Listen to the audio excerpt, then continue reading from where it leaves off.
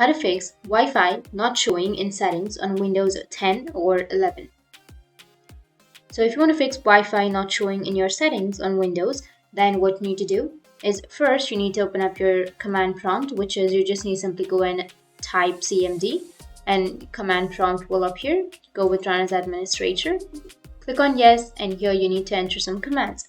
So the command goes like ping space 127.1.1.1 and then hit the enter. And if you get this kind of reply, then it means your network adapter is good and you don't have any problems on your hardware. If it's good, then move on to the next method. And for that, we need to check the Wi-Fi service is working or not. And for that, just press the Windows and R key together on your keyboard or do a right click on your Windows and you will have the run option. You can simply go with run. Once you're under the run, now you just need to simply enter services.msc and hit the enter. After that, it will open up the services.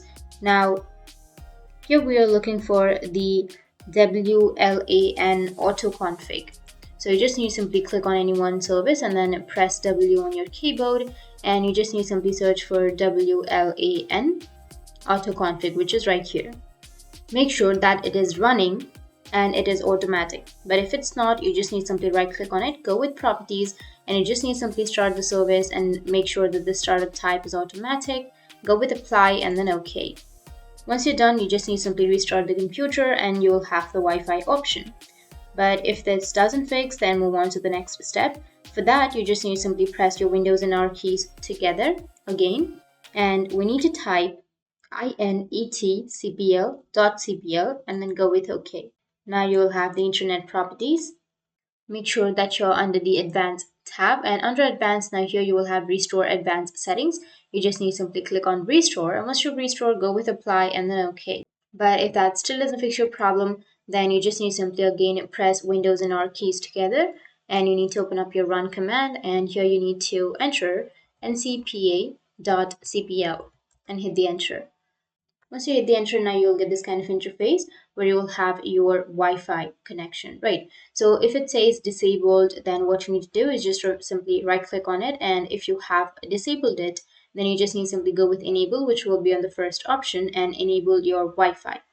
But if it is enabled, then you just need to simply right click on it, go with disable. Once you've disabled, again right click on it and go with enable. And once you've done that, your problem might be fixed. You just need to simply go with your Wi-Fi and then connect it to your internet, and that's it. Your problem might be fixed.